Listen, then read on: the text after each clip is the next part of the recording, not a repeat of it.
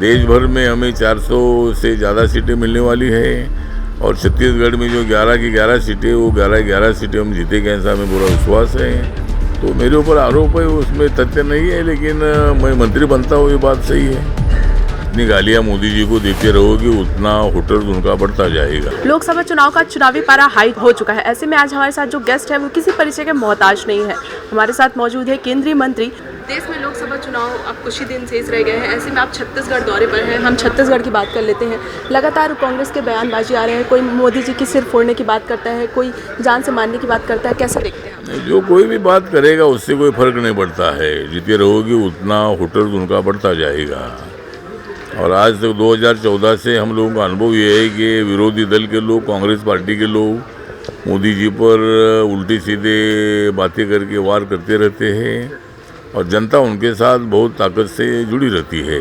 इसीलिए ये चुनाव में देश भर में हमें 400 से ज़्यादा सीटें मिलने वाली है और छत्तीसगढ़ में जो 11 की 11 सीटें, वो 11 सीटें हम जीतेंगे, ऐसा हमें पूरा विश्वास है।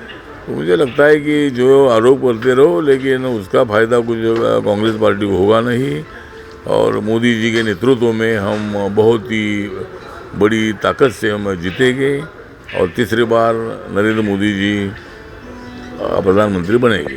देश में सत्ता आती जाती रहती है, लेकिन कहा जाता है कि जिसकी सत्ता होती है उसकी पार्टी आपके साथ, आपकी पार्टी उनके साथ जुड़ जाती है। क्या कहें? तो मतलब मैं उनके साथ नहीं होता हूँ, वो भी मेरे साथ होते हैं और मैं जिसको समर्थन करता हूँ वो पार्टी सत्ता में आती है। जब मैं कांग्रेस पार्टी के साथ था तब कांग्रेस पार्टी को भी सत्ता मिली थी, लेकिन उसके बदले मुझे खाली मेंबर ऑफ पार्लियामेंट ही पद पर ही मुझे रोका गया था, मुझे मंत्री पद नहीं दे दिया था। लेकिन बात सही है, महाराष्ट्र की भी राजनीति ऐसी है कि मैं जिनके साथ जाता हूँ उनको सत्ता मिलती है और उनको सत्ता मिलेगी तो मुझे भी सत्ता मिलती है। तो मेरे ऊपर आरोप है, उसमें तथ्य नहीं है, लेकिन मैं मंत्री बनता हूँ, ये बात सही है। विपक्षी पार्टी लगातार ईडी को लेकर भाजपा पर हमलावर रहती है और ये #वॉशिंग मशीन ट्रेंड भी काफ़ी ज़्यादा ट्रेंडिंग में है। क्या कहें? मुझे लगता है कि ऐसा कुछ वॉशिंग मशीन का और विषय नहीं है। जो इंक्वायरी होती है, ईडी की इंक्वायरी होती है, जिनके पेपर ठीक नहीं होती उनकी इंक्वायरी होती है, इनकम कहाँ से पैसा है इसकी जांच जो करते रहते हैं और इलीगल कमाई करने वालों की जांच, इंक्वायरी, ईडी की इंक्वायरी होती है। तो इसीलिए मुझे लगता है कि ईडी की इंक्वायरी से सरकार का कोई संबंध नहीं है। ईडी की इंक्वायरी इंडिपेंडेंट होती है और उनके माध्यम से उनकी कार्रवाई होती है। आपकी पार्टी बाबा अम्बेडकर जी को मान लेने वाली पार्टी है। ऐसे भी जब संशोधन की बात आती है तो क्या स्टैंड रहता है आपका? मुझे लगता है कि संविधान जो होता है, संविधान कोई बदल नहीं सकते है। संविधान बदलने की भाषा कांग्रेस पार्टी कर रही है। लोकतंत्र खतरे में ऐसी भाषा कांग्रेस पार्टी कर रही है।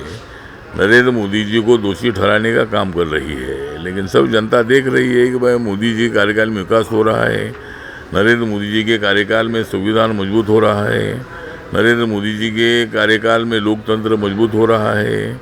लेकिन ये लोग इसी तरह के आरोप करते रहते हैं। हम बाबा साहब अम्बेडकर जी के अनुयायी हैं और बाबा साहब अम्बेडकर जी ने सर्वधर्म की शिक्षा हमें दी है।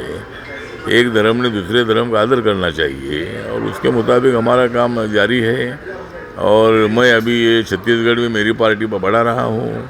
सभी जाति के जो कार्यकर्ता है उनको मैं ले रहा हूँ और छत्तीसगढ़ में बहुत ही अच्छी तरह हमारी पार्टी स्ट्रांग हो जाएगी भविष्य में और हम भविष्य में अच्छा काम करेंगे। बहुत बहुत धन्यवाद। तो हमारे साथ बने हुए थे केंद्रीय मंत्री, जिनसे हमने लोकसभा चुनाव को लेकर काफ़ी कुछ चर्चा की। आज के लिए बस इतना ही। कैमरा पर्सन भीमराव के साथ मैं अदिति जायसवाल, रायपुर।